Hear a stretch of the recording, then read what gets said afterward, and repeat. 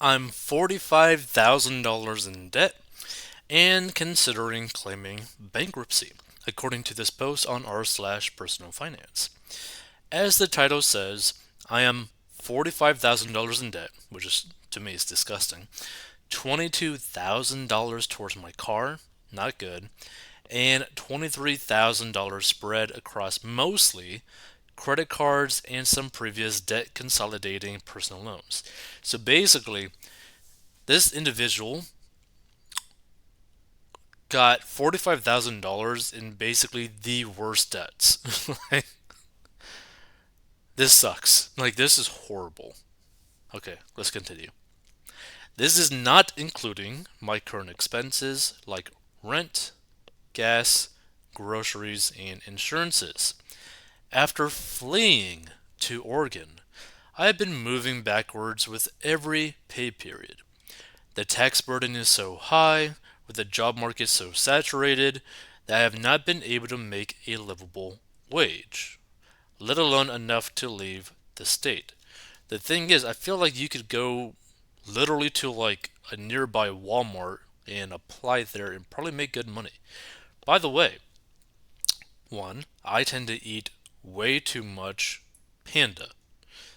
And every time I go to Panda, there's always signs saying to apply to Panda. Now, you might not work in the store that you go to, but a lot of the job opportunities, like for example at Panda, are pretty not bad. I think it's like 16, 17 per hour, depending on where you're located. And then you can move up and keep moving up. So you could go from like making like potentially like 30, 40K a year to like 60, 70K a year to over six figures working at Panda if you're like like a manager position. So there's like options out there. So I don't really like when I see like, oh, I'm not able to make a livable wage, but like because like the question is, you don't really get a choice, right? Like I don't think people really understand that. It's like, hey, if you're not making enough money to live, you gotta get more money no matter what, right? Like you don't got an option. You might have to go get another job if you have to, but like you have to pay your bills so that you don't get homeless. Like you don't really got a choice, right? Like you have to go do it. It's not about like, oh crap, my life sucks. I don't want to go do that, all that kind of stuff. Like I understand that.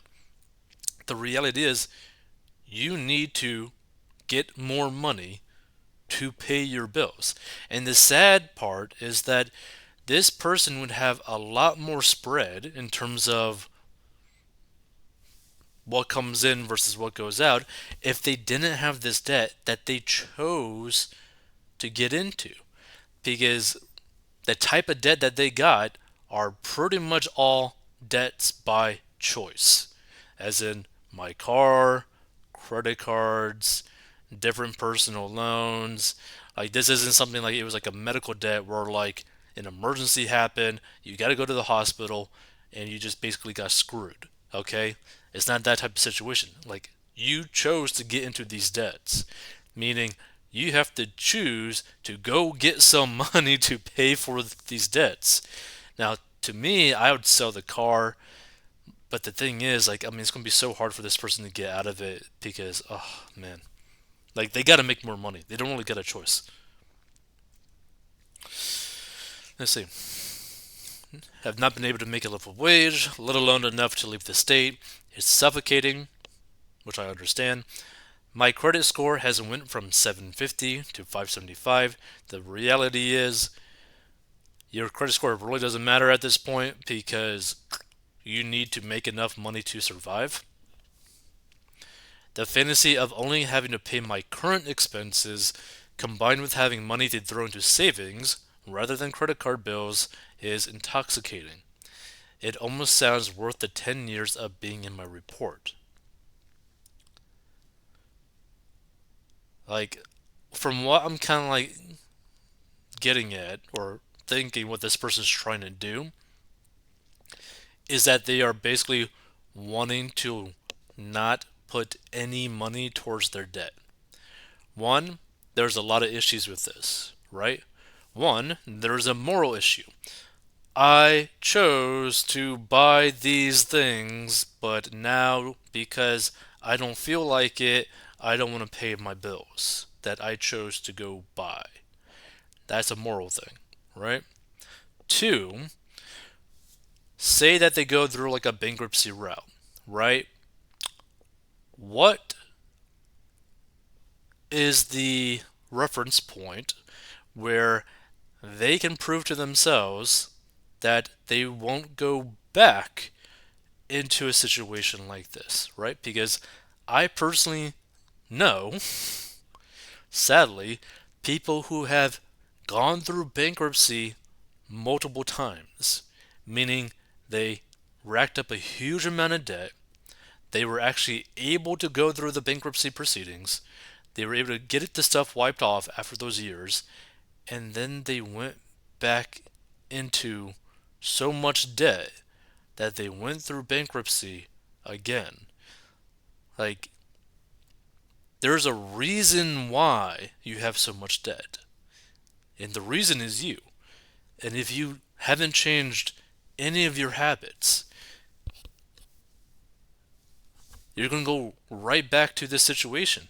So there wouldn't be even any point to do the bankruptcy at that point because you're just going to be back there. It's just, whew, Lord. Is this a surefire way to run the next decade of my adult life? Yeah. Yeah. Some things that may be worth mentioning. I have 100% payment history since having started building my credit. I don't intend on buying land within my 10-year plan or assuming any assets, to be honest. You say that, but the reality is you probably want to at some point. People change their minds. It's freaking 10 years. 10 years. Your mind changes about things in 10 years. Okay? I have reached a point of facing an eviction notice, with my utilities being turned off at the end of the month if no payment is received. I just had to get help from a friend to buy me pet food. Thank you for your time. Edit. Added this in the comment, but it may be easier to see in the body. I have 11 credit cards? Yo! What the hell? 11 credit cards? On average, my minimums are about $50, some are $25, some are $180. My car insurance is $240 per month. Recent speeding ticket as well as a 60% fault accident. One personal loan is $200 per month. Another is $300 per month. Car loan is $360 per month. Pretty embarrassed of all of this and wouldn't ever say any of this to people who know me. Thank you for taking the time. My goals are to save with minimal spending, assuming I have no debt after obligatory expenses. I would like to save at least $300 per month. I don't want to spend more than $75 to $100 on leisurely things. I don't know how attainable that is, as I'm not too sure what the financial situation would totally look like. In regards to my partner's contribution, they contribute to half of the rent, utilities, and groceries. They actually have been paying for all of our internet as of late. Thank you for all the different perspectives. There have been many options laid out, and I'm looking forward to processing them when I'm home tonight. I want to actually calculate what their minimums are. Well, I mean, I can't really do that because they got 11 free credit cards. Oh, Lord. This person has probably like a few $1,000s in minimums. Like, let's say that maybe like their minimum, like to be generous, let's say that their minimum is like 2 grand per month for like payments to survive. Actually, hold on. Let me do this. I'm not going to factor in the credit cards. I just want to see this. So, hold on. Car insurance 240, personal loan 200, other one, other personal loan 300, car loan 360. So yeah, even without the credit cards, this person's already at $1,100 per month in minimum payments. Factor in the credit cards, that's probably like now over 2K.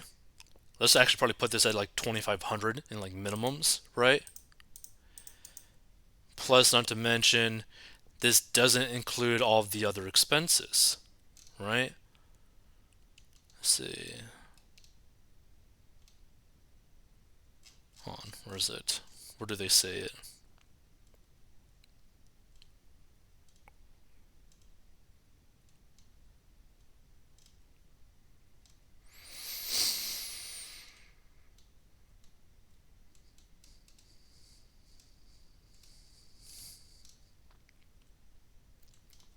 Actually, I don't see it. Hmm. Okay, yeah, we're here. This is not including my current expenses like rent, gas, groceries, and insurances.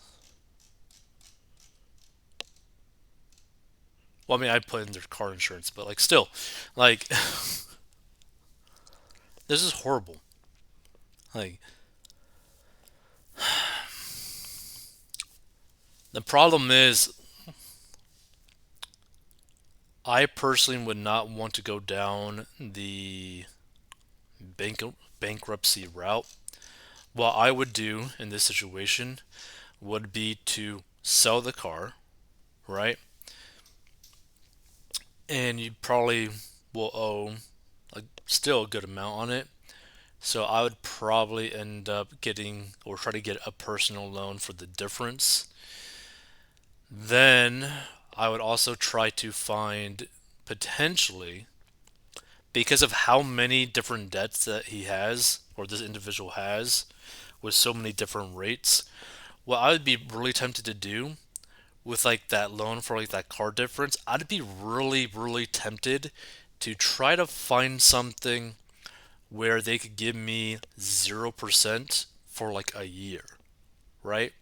Now that is not a great option because it's still going to be picked up after the year, but it would allow you some breathing room throughout that year.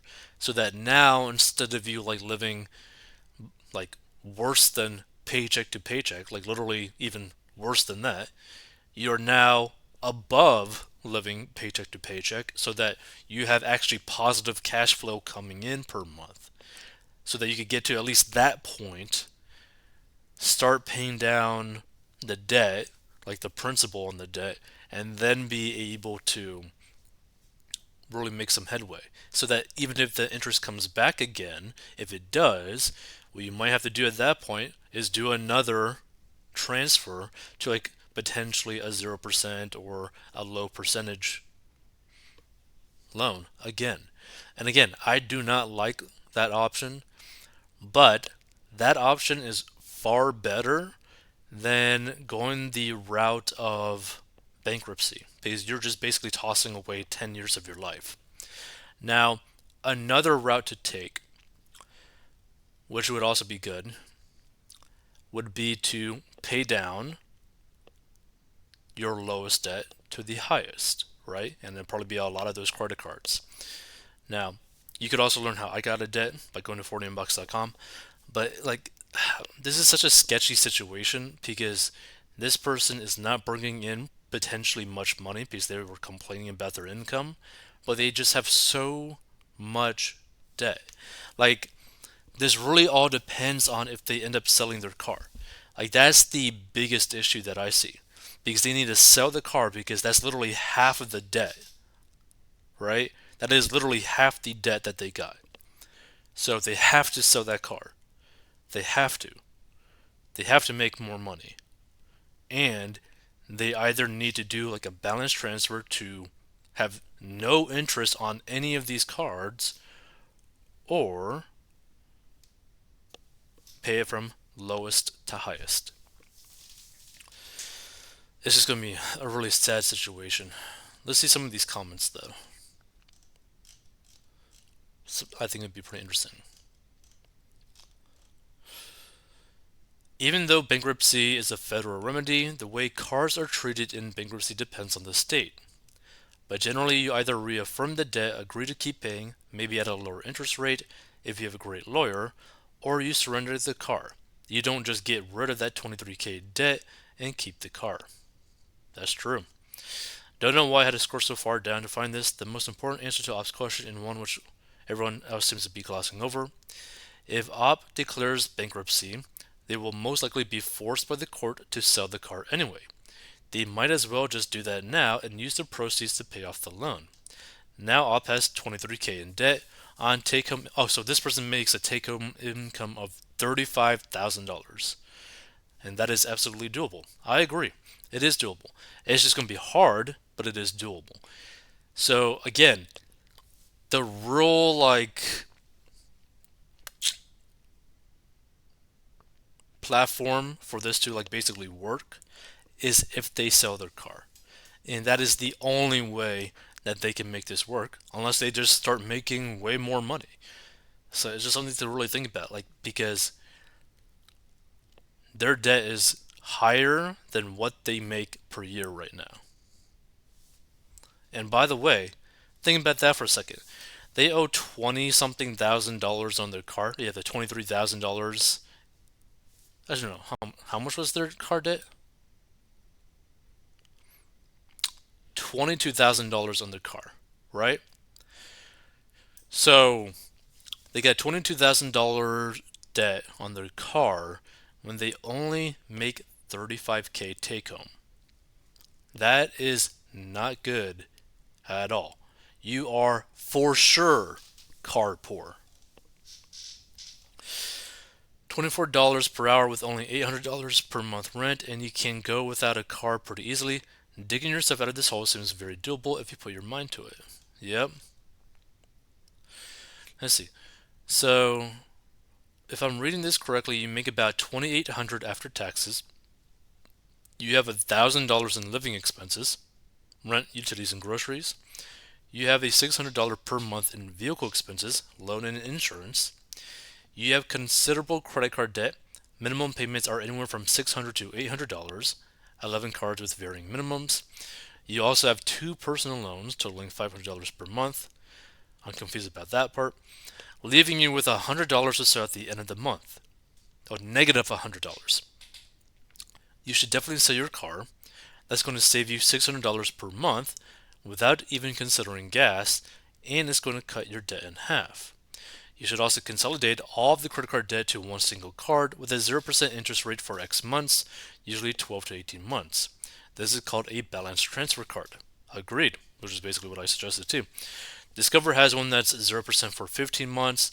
It's going to make paying that balance down much easier to manage and reduce your payment considerably because of 0% interest. Doing these two things will likely leave you with an extra $700 every month. At least you'll be in the positive and able to make a dent on the credit card debt. But it's clear you'll also need to pick up extra shifts or another job to really get yourself out of this hole. You're probably in this for another 2 years if you work hard, which is considerably better than filing for bankruptcy because it doesn't fix the root of the issue, which is that you need to get a hold of your finances and understand what you're doing with your money. And I agree 100% with this comment, right? This is an amazing comment. And they put it way more structured than what I was explaining. Because what people need to understand is that just magically trying to wipe away debt doesn't really ever solve the problem, right? Because you are still stuck with you. So the same reasons why you went into that debt in the first place is still there, right? This is the reason why lottery winners tend to lose all of their money. The reason being they didn't have any sort of financial experiences basically beforehand, typically, right? They are the same person that they were before they bought that ticket, before they got that money. And so they could basically be like a coke sniffing drug addict before winning a lottery. And guess what? Now they are still a coke sniffing drug addict, but just has millions of dollars in the bank account. Like I saw a clip of someone who like a homeless lady. I guess got like $150,000 cash deposited straight into her bank account, and then within 6 months had like a negative account balance. So you're still the same person before you got that money. You got to be really careful. Like really careful. You got to change your habits. Otherwise, you're just going to be in this cycle forever and ever and ever. Like what people need to understand, personal finance